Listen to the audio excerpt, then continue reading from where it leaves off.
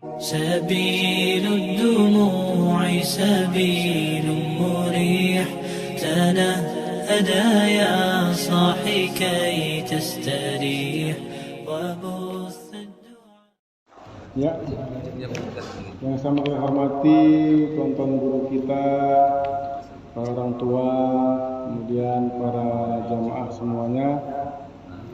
Bismillahirrahmanirrahim. Assalamualaikum warahmatullahi wabarakatuh.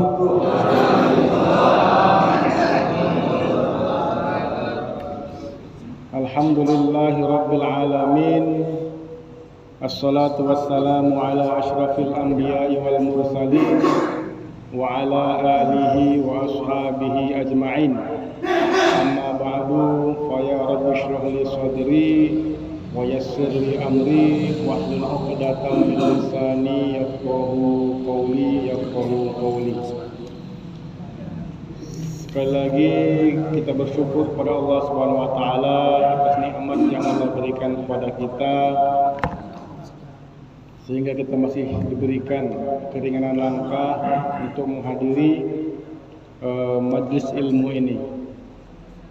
Kemudian salat dan salam kepada junjungan kita Nabi besar Muhammad sallallahu alaihi wasallam.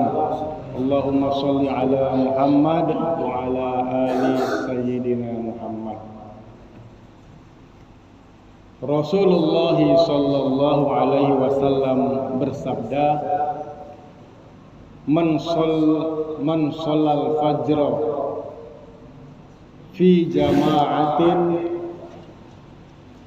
thumma qa'ada yadhkurullaha hatta tattali'a asy-syamsu thumma shalla rak'ataini kanat lahu ka'ajri hajjatin wa umratin tamah. Artinya barang siapa yang melaksanakan sholat subuh secara berjamaah. Alhamdulillah kita pagi ini telah melaksanakan sholat subuh secara berjamaah. Satu kriteria telah kita penuhi dari hadis ini. Man shallal fajra fi jama'atin thumma qa'ada yadhkurullaha hatta tattali'a asy-syams. Kemudian dia duduk berzikir. Tadi kita setelah sholat berzikir ya, beristighfar dan zikir. Nah, kita ini juga sedang berzikir. Berzikir itu tidak hanya dengan la ilaha illallah, la ilaha illallah. Ada juga lain berzikir. Kita ini yang namanya mengkaji ilmu juga termasuk dari berzikir kepada Allah Subhanahu wa taala. Hatta tattala asy-syams, sampai nanti terbitnya matahari. Tsumma shalla rak'ataini, setelah terbit nanti matahari atau syuruk, kemudian dia salat dua rakaat, kanat lahu ajrun ka'ajri hajjin wa umratin, maka dia dapat pahala salat, maka ia dapat pahala seperti haji dan umrah.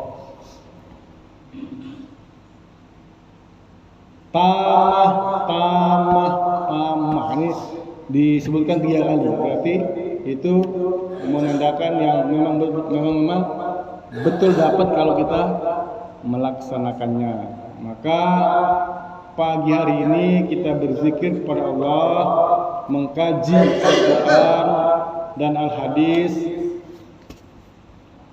Kita akan membaca kitab Riyadhus Shalihin. Kalau Ustadz yang sebelumnya, Ustadz Zainuddin, itu tentang tafsir. Ustadz Zain satu lagi, Ustadz Tarigan ya, Tarigan fikih. Kemudian Ustadz Abdurrahman tentang akidah, dan juga Ustadz Syarifuddin juga tentang tauhid. Nah, kali ini kita membicarakan tentang kitab Riyadhus Shalihin. Ini kitab yang sangat terkenal. Riyad artinya apa? taman. Riyadus Shalihin, tamannya orang-orang soleh. Sering kita berdoa, biasanya kita berdoa, ya Allah, masukkanlah kami ke dalam taman-tamannya surga. Allahumma ja'al. Kadang Allah menja'al qabrahu rawdatan min riyadil jannah. Bapak Ibu, nggak Ibu ya. Bapak-bapak, para hadirin semua mau nggak masuk ke taman surga? Mau nggak? Jadi mesti meninggal dulu nggak kan? Karena kita dengar doa ini ketika dibaca ketika orang Allahumma ja'al qabrahu rawdatan min riyadil jannah. Jadikanlah kuburnya taman-taman surga. Berarti harus mati dulu? Enggak. Di dunia ini pun ada taman surga. Mungkin kita sering melaksanakannya, cuman kita tidak mengetahuinya. Rasulullah Shallallahu Alaihi Wasallam bersabda an Ibnu Umar, "Idza marartum bi riyadil jannah farta'u." Kata Rasul, kalau kalian lewat melewati taman-taman surga, maka mampirlah. Maka para sahabat bertanya, qalu ya Rasulullah, wa ma riyadul jannah? Ya Rasul, memang di surga ini ada taman-taman surga. Nah, maka qala Rasulullah sallallahu alaihi wasallam bersabda, hilaqul dzikri. Nah, yang namanya halaqah dzikir ini termasuk dari taman surga. Jadi kalau kita melewati taman surga, jangan hanya lewat, mampirlah di situ, makanlah di situ. Artinya, kalau kita melewati ada majlis zikir, ada halaqah ilmu, maka hendaklah kita mampir, karena di situ adalah taman-tamannya surga. Fa inna lillahi sayyaratin minal malaikah yatlubuna hilaqadz dzikri. Sesungguhnya Allah itu mempunyai malaikat yang selalu keliling mencari taman-taman surga tadi, mencari majlis zikir tadi. Nah, fa idza atau alaihim hafu bihim, maka apabila malaikat telah datang ke majlis tersebut, maka ia akan mengelilinginya. Jadi andai kata kita dapat melihat, kita ini dikelilingi oleh para malaikat. Nah, cuma kita nggak mengetahui. Nah, kita tidak mengetahui kita sekarang sedang dikelilingi oleh para malaikat. Jadi kalau kita sedang dikelilingi para malaikat, berdoalah, insya Allah Allah akan mengabulkan doanya. Kenapa? Karena para malaikat juga mengaminkan apa yang kita doakan. Kemudian apa keutamaan kita di sini nih? Banyak lagi hadis yang berbunyi, wa ma ijtama'a qaumun fi baitin min buyutillah. Tidaklah suatu kaum itu berkumpul di rumah Allah, kemudian yatluna kitab Allah, membaca kitab Allah, membaca Quran, wa yatadarasunahu bainahum, kemudian saling mengajarkan di antara mereka, illa nazalat alaihimus sakinah, maka akan turun di hati mereka itu suatu sakinah, ketenangan, wa ghasyiyatuhum rahmah, dan akan turun kepada mereka rahmat, wa hafathumul malaikatu wa zakarahumullahu fi man indahu, dan Allah akan menyebut-nyebut kita ini di antara kalangan para malaikat. Maka sungguh berbahagia kita ini, bersyukur kita Allah Subhanahu wa taala menggerakkan hati kita, bangun kita sholat subuh berjamaah, kemudian berzikir, kemudian menghadiri majelis ilmu. Insyaallah apa yang kita lakukan ini mendapat berkah dari Allah Subhanahu wa taala. Amin ya rabbal alamin. Kitab ini dikarang oleh Asy-Syaikh Al-Islam Muhyiddin Abi Zakaria Yahya bin Syarh An-Nawawi. Kita lebih kenal dengan namanya Imam An-Nawawi. Jadi di awal bab ini kita akan membaca Kitabul Ma'thurat. Kitabul Ma'thurat artinya kitab buku yang membahas tentang perintah-perintah, apa yang diperintahkan kepada kita. Baiklah para jemaah rahimakumullah. Yang pertama babul akhlak. Jadi Imam An-Nawawi mencantumkan bab yang pertama dalam bukunya ini adalah tentang babul ikhlas. Apa itu ikhlas? Ikhlas itu murni, tidak ada tercampur. Jadi niat ikhlas untuk Allah Subhanahu wa taala, murni untuk Allah Subhanahu wa taala, tidak tercampur oleh sesuatu apapun. Kita ke masjid ini, kita datang ke masjid, kita datang ke majelis ilmu memang khusus untuk melaksanakan apa yang diperintah oleh Allah, bukan karena mantaku ini hari Ahad ini ke masjid, biasanya ada makanan, atau aku pergi ke menghadiri ta'lim. Kenapa? Di sana ada calon mertua. Jadi berarti niatnya tidak ikhlas, tidak khalis. Aqua, aku menyebut merek. Air mineral itu disebut dengan al-ma'ul khalis, air ikhlas. Kenapa? Karena air mineral itu tidak terkontaminasi dengan apa-apa, dia masih murni. Itu kita sebut ikhlas. Ketika dia tercampur dengan teh, maka dia berubah menjadi air teh. Dicampur dengan kopi, dia berubah menjadi air kopi. Dicampur dengan susu, dia berubah menjadi air susu. Teh campur susu, bercampur. Ini enak kalau di sini ada teh susu di sini, enak. Nah itu namanya air yang ikhlas tuh, air mineral, murni dia. Jadi babul ikhlas wa ihdarin niyyah. Ihdar artinya apa? Ihdar asal katanya hadara yahduru, artinya hadir. Ihdarin niyyah, menghadirkan niyyah. Jadi ini penting. Menghadirkan niat itu penting. Karena ini adalah sumber dari segala amal perbuatan kita. Diterima tidak diterimanya perbuatan tergantung niat kita. Wa ihdarin niyyah fi jami'il a'mali wal aqwal. Jadi menghadirkan niat itu dalam setiap al-a'mal. Al-a'mal itu adalah perbuatan. Wal aqwal, dan perkataan. Ada satu lagi wal ahwal, yaitu dalam setiap keadaan. Jadi kalau kita zikir la ilaha illallah, la ilaha illallah, la ilaha illallah, ini termasuk dari aqwal, perkataan tadi. Jadi yang pertama itu ada af'al, ada aqwal, ada ahwal.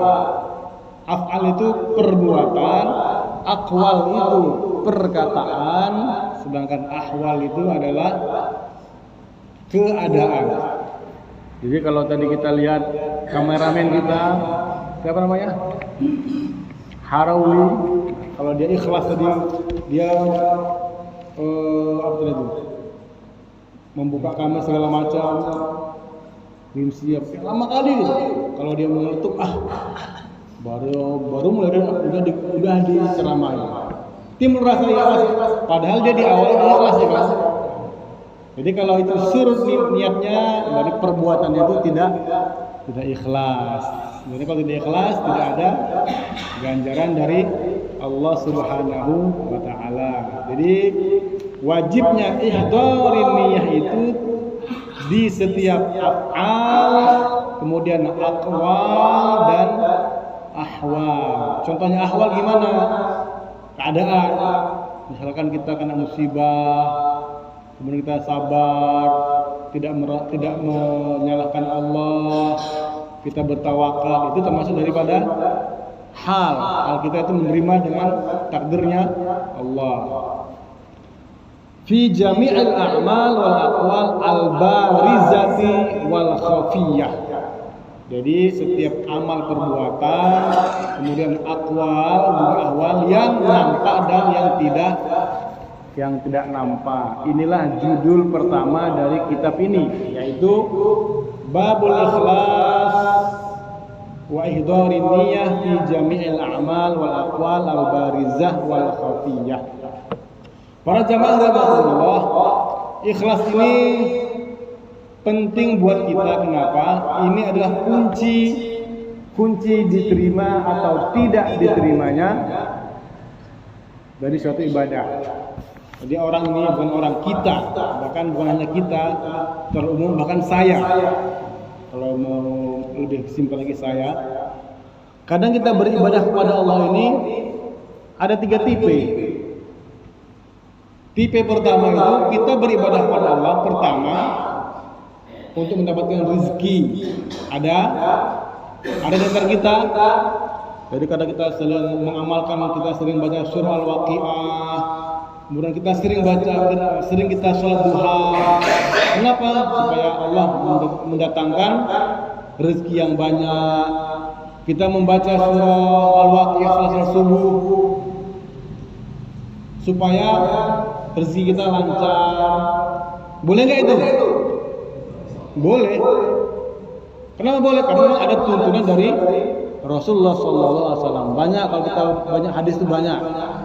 Kalau mau dilancarkan rezeki baca surah ini, kalau mau ini baca ini, itu ada tuntunannya, maka itu boleh. Jadi itu kita beribadah hanya untuk mendapatkan rezeki. Yang kedua, kita ini kadang beribadah pada Allah. Kenapa? Ingin masuk surga dan takut daripada masuk dalam neraka. Ini juga tidak apa-apa. Jadi ini masih derajat kita beribadah kepada Allah. Derajat yang paling tinggi, yang ketiga, dia tidak mengharapkan rezeki, dia tidak takut apakah karena masuk surga atau tidak. Yang penting dia beribadah kepada Allah. Apa maksudnya? Yang melaksanakan perintah Allah. Sudah cukup. Dia melaksanakan ibadah itu karena perintah Allah. Jadi mau Allah memberikan rezeki terserah, karena udah janji Allah, dan Allah itu tidak pernah mengingkari janji. La yukhliful mi'ad. Maka dia beribadah kepada hanya untuk imtithal awamirillah, untuk melaksanakan perintah Allah, wajtinabu nawahihi, dan menjauhi semua larangan Allah. Ini derajat yang paling tinggi. Bisa kita seperti itu. Kadang kita beribadah memang mengharapkan yang namanya imbalan. Itu nggak salah. Jadi derajat yang paling tinggi dia beribadah ya hanya karena melaksanakan perintah Allah. Kalau Allah memberi ganjaran itu memang sudah janjinya Allah. Maka kita harus percaya beribadah itu hanya untuk lillahi ta'ala, imtithalu awamirillah wajtinabu nawahihi. Inilah derajat yang paling tinggi dalam beribadah. Jadi kalau kita pernah mendengar cerita atau kisah Rabi' al-Adawiyah, ya kan? Terkenal dengan syairnya apa? Aku ini beribadah kepada Allah bukan karena takut kepada nerakamu. Kalau aku beribadah ini hanya takut karena nerakamu, maka masukkanlah aku ke dalam neraka. Itu kata Rabi'atul Adawiyah. Dan kalau aku ini beribadah kepadamu ya Allah hanya untuk mengharapkan surgamu, maka tutuplah surga itu untukku, kata Rabi'atul Adawiyah. Karena sudah begitu dia beribadah kepada Allah. khalisah, ikhlas untuk menjalankan perintah Allah Subhanahu wa taala. Kalau kita dapat sampai derajat ini, alhamdulillah. Kalau tidak apa. Kalau bisa sampai tidak masalah.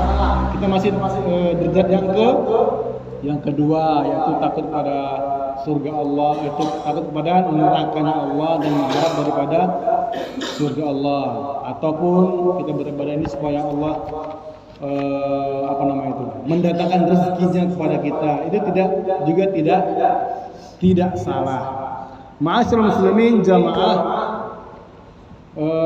sholat subuh rahimakumullah. Dalam kitab ini pertama itu akan dibacakan ayat yang berkenaan dengan judul. Setelah ayat baru dibacakan hadis-hadis. A'udzu billahi minasyaitonir rajim. Qala Allah Ta'ala wa ma umiru illa liya'budullaha mukhlishina lahud-din hunafa wa yuqimus salata wa yu'tuz zakata wa dzalika dinul qayyimah. Ini surah Al-Bayyinah ayat 5. Dan tidaklah mereka itu disuruh kecuali untuk menyembah Allah mukhlishina lahud-din, dengan ikhlas, hunafa'a wa yuqimus salata wa yu'tuz zakata wa dzalika dinul qayyimah. Inilah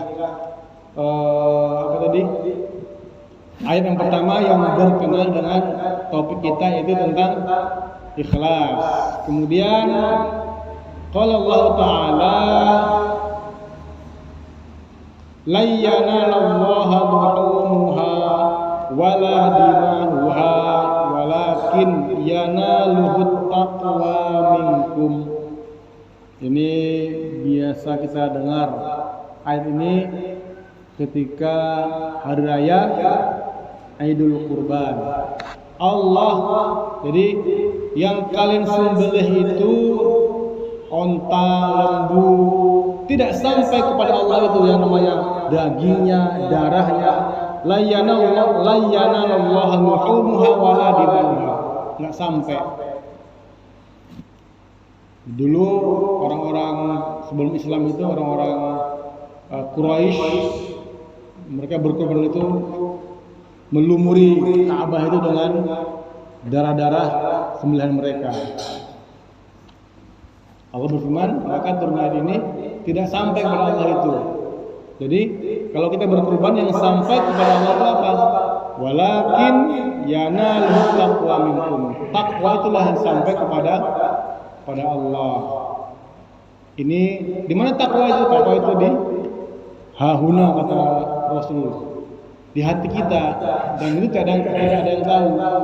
Ini tadi masalah niat.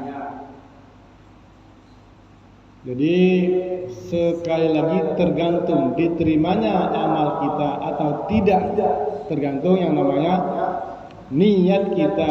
Niat ini tidak ada yang tahu kecuali kita dan Allah saja. Yang tahu hanya Allah dan kita. Maka perbaiki niat dalam segala macam amal, aqwal dan ahwal. Masuk kita kepada hadis yang pertama.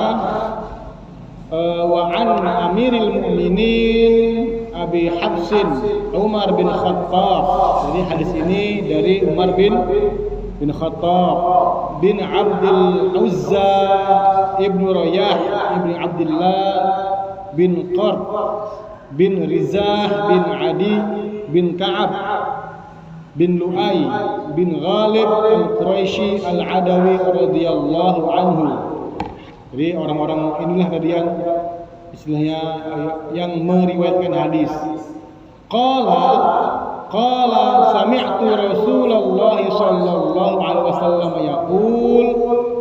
Ini hadis sudah familiar di telinga kita.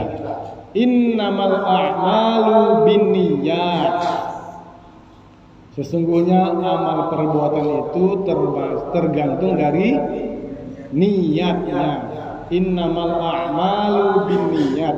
Wa innama likulli imri'in ma nawa. Dan setiap seorang itu diberi pahala tergantung dari apa yang ia niatkan. Jadi kalau kita beribadah hanya untuk dapat pujian dari kawan, pujian dari manusia, maka itulah yang kita dapat. Jadi ibadah kita tuh dapatnya apa? Cuman pujian daripada manusia. Jadi Allah tidak akan memberi pahala apa-apa. Kita berinfak supaya disebut orang kita ini sebagai orang yang dermawan. Apa yang kita dapat? Ya cukup si fulan itu orangnya dermawan sekali. Tok. Tidak mendapat pahala dari Allah. Kenapa? Karena itu niat dia. Dia bersedekah, dia berinfak hanya untuk dibilang orang dia sebagai orang yang dermawan. Maka itulah yang dia dapat. Wa innama likulli imri'in ma nawa. Hanya niatnya itu saja, maka itulah yang dia dapat. Tetapi kalau kita berniat untuk Allah, maka Allah yang memberi ganjaran. Wa innama likulli imri'in ma nawa. Faman kanat hijratuhu ila Allah wa rasulih. Barang siapa yang hijrahnya hanya untuk mengharap ridha dari Allah Subhanahu wa taala dan Rasulnya, fa hijratuhu ila Allah wa rasulih. Maka hijrahnya itu sesuai dengan yang ia niatkan. Kemudian wa man kanat hijratuhu lidunya yusibuha aw imra'atin yankihuha fa hijratuhu ila ma hajara ilaihi. Barang siapa yang berhijrah itu untuk mendapatkan perempuan, karena orang yang ia cintai itu hijrah, maka ia ikut hijrah. Orang yang ia cintai itu ikut pengajian, ia ikut pengajian. Orang yang ia sayangi itu berjihad di jalan Allah, ia ikut berjihad. Maka yang ia dapat hanya itu saja, tidak mendapatkan pahala dari Allah Subhanahu wa taala. Itulah tadi hadis yang pertama. Innamal a'malu binniyat wa innamal likulli imri'in ma nawa. Para jamaah rahimakumullah, hadis yang kedua, wa an ummil mukminin, dari ibunya orang-orang mukmin. Siapa itu ibu orang mukmin? Siapa itu ibunya orang mukmin? Istri-istrinya Nabi. Istri-istri Nabi itu adalah ummul mukmin. Jadi kalau ada orang yang menghina istri Nabi, atau berarti dia termasuk orang yang kafir. Memang ada orang menghina istri Nabi? Ada. Ada. Orang Syiah itu sangat benci dengan Sayyidatuna Aisyah. Wa an ummul mukminin Ummi Abdillah Aisyah radhiyallahu anha qalat. Hadis ini dari Aisyah. Qala Rasulullah sallallahu alaihi wasallam, yaghzu jaisyun al-Ka'bah. Nanti itu ada suatu pasukan yang akan menghancurkan Ka'bah. Yaghzu jaisyun al-Ka'bata fa idza kanu bi baida'a min al-ardi yukhsafu bi awwalihim wa akhirihim. Maka ketika pasukan itu telah sampai pada suatu tempat, maka Allah membinasakan semua yang ada di bumi dari ujung sana sampai ujung sini. Jadi semua, bukan hanya pasukan itu yang dibinasakan Allah, tapi semua manusia dihancurkan Allah. Kemudian waqalat, kemudian Aisyah bertanya, qultu ya Rasulullah, wahai Rasulullah, kaifa yukhsafu bi awalihim wa akhirihim? Kenapa yang dihancurkan semuanya? Ya kan? Kenapa yang dihancurkan itu semuanya? Wa fihim aswaquhum wa man laysa minhum. Dan yang dihancurkan itu kan ada yang di pasar, ada lagi sedang berbelanja, ya kan? Dan orang yang dihancurkan itu tidak termasuk dari para jaish tadi, para tentara yang akan menghancurkan Ka'bah tadi. Kenapa semua dihancurkan? Nah, jadi kan itu pertanyaan dari Aisyah ketika Rasul bersabda, nanti ada suatu pasukan yang akan menghancurkan Ka'bah. Jadi ketika pasukan itu sudah berada di satu tempat, maka Allah menghancurkan semua yang ada di bumi ini katanya. Maka Aisyah bertanya, loh, kok semua dihancurkan? Nah, padahal ada orang yang ketika itu sedang ada di pasar. Kenapa dia juga kena? Nah, maka Rasulullah SAW bersabda, qala yuksafu bi awwalihim wa akhirihim thumma yub'atsuna ala niyyatihim. Jadi walaupun Allah membinasakan semua yang ada di muka bumi, tapi nanti ketika mereka dibangunkan di padang mahsyar, dihitung sesuai dengan niat yang ada dalam hati mereka. Jadi kita sering mendengar ada azab atau ada musibah lah, gempa, tsunami, banjir bandang. Kita bersuzon, itulah orang itu, kampung itu banyak dosanya itu, maka Allah menurunkan gempa. Kan di situ ada para alim ulama, ada ustadz, ada orang yang sedang ke masjid, kemudian kena gempa tadi meninggal, ada yang orang sedang berzikir, kena gempa tadi meninggal. Jadi apakah mereka termasuk berdosa? Apakah kita bersuzon? Itulah orang kampung itu banyak dosanya, maka Allah mengazab. Nah ini tadi kuncinya tadi, yub'atsumullahu ala niyyatihim. Walaupun mereka termasuk orang yang kena musibah tadi, Allah akan membangkitkan mereka di hari mahsyar kelak, tergantung dari niatnya. Ada orang sedang berjalan untuk melaksanakan kejahatan, maka itulah nanti dia dibangunkan dengan niatnya.